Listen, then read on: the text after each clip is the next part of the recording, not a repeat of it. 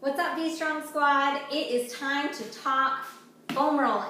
Now, foam rolling is a technique used for self-myofascial release. If you're not sure what that is, I made a whole video breaking it all down for you. I told you that I think it's essential for everybody to do at least 2 to 3 times a week, especially if you exercise regularly. Now, you have to pick out your foam roller. So real quick, there's a whole variety out there. Some are smooth like this, some are bumpy and have ridges, some are much longer, some are a little shorter.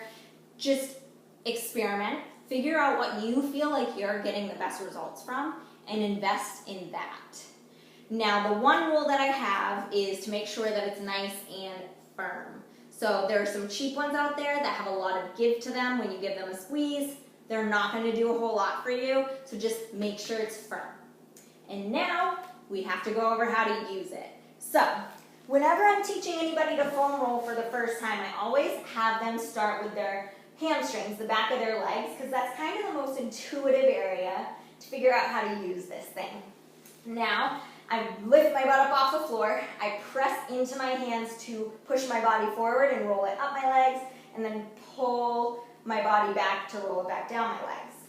So that is how I'm working the foam roller. I start with doing both legs at the same time to get the blood flow there, get things warmed up, and then once I feel like I want some deeper pressure into the muscle tissue, I'll shift to doing just one leg at a time.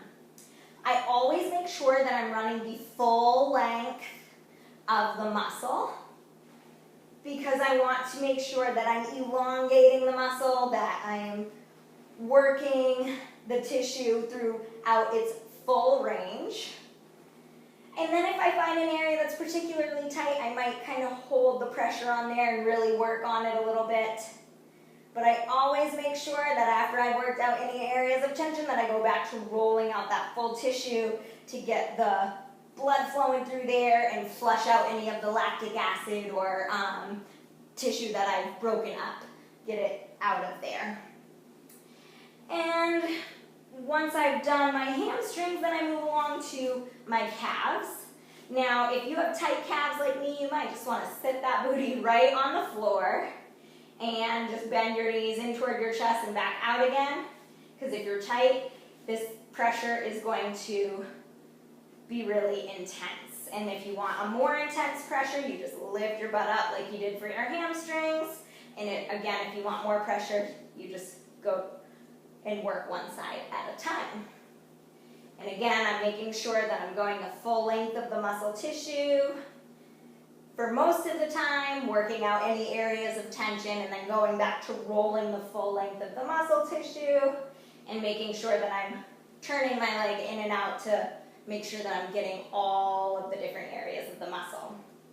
And once I've done the whole back side of my legs, I move along to my glutes. And just like before, start with working both sides at the same time until I'm able to stand a little more pressure. Then I'll lean into one butt cheek and really give it some love.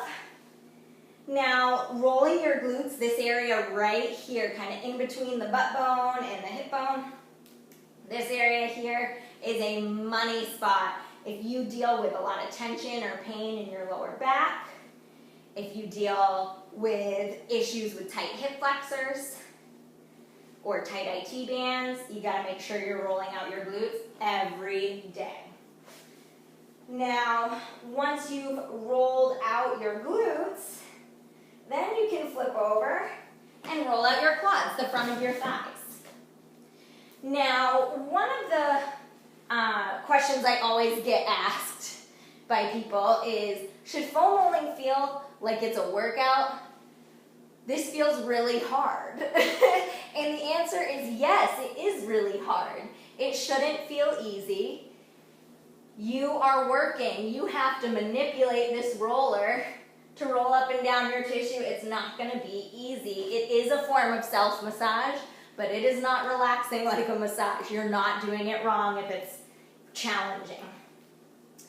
Now, the other myth that I always need to bust is people tell me that they need to foam roll their IT band. Your IT band is this line between your quad and your hamstring.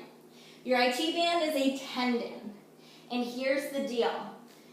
When you're foam rolling, you're practicing myofascial release. Myo, if you watched my last video, means muscle. So we're sticking to the fascia that surrounds and supports our muscle tissue. We are not doing any other fascia. Yes, fascia runs through all of our body, but we are sticking to muscle tissue. We're not rolling over bones. We're not rolling over tendons. So never roll your IT band. If your IT band is tight, you can absolutely address that with foam rolling by rolling your hamstrings, your glutes, your quads like I just did, as well as rolling your inner thigh. Now, in order to roll your inner thigh, you're going to lie on your side and put your knee up on the roller. Then you're going to turn your pelvis to face the floor, which is going to roll it up toward your groin. Turn your pelvis away from the floor, it's going to roll it back down by your knee. So that's how you roll your adductors. If you have super tight hips, tight IT bands, issues with your knees, this is a must. Yes, it feels very uncomfortable to do in public, but it is a must for everybody. And then after I've rolled out my adductors a little bit, I like to hold my knee right here, do a little cross fiber action on this area of my quad right here by lifting my foot up and down. Depending on how tight you are, this could be pretty intense. So only do it for as long as you can stand, but it's a really great way to release any tension in your IT bands and in your knees. And then once I've done my inner thighs, then I roll out my back a little bit. But like I was just saying, you really want to stick to muscle tissue. You don't want to roll out tendons or bones, and obviously you're rolling on a lot of bones, your rib cage and your shoulder blades and all that. So you don't want to do it too much. Just do it enough to kind of release some tension in those back muscles, then sit your booty right on the floor, and you can address your lats a little bit. So what I do is I make sure that the roller's right under my shoulder blades, and then I'll kind of lean into one side and roll up and down on my lats to release those. Just like this. And then the last thing that I do is I roll out my neck. So I lie on my back with the foam roller supporting my neck behind me. And I just relax, and then I look side to side like this. And it's just kind of rolling out the spinal erectors, the muscles that run all the way from the base of your skull down to your tailbone. Helps get a lot of the tension out of there. And that is just about everything that I do with the foam roller.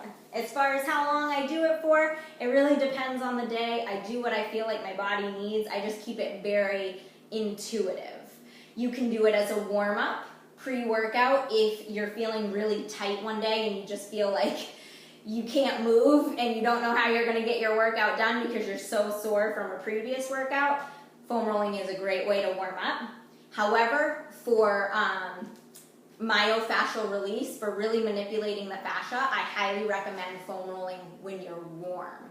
So if you need blood flow to help you move better, it's a great warm-up, but if you really want to break up any gunk up tissue in your muscles, definitely do it as your cool down.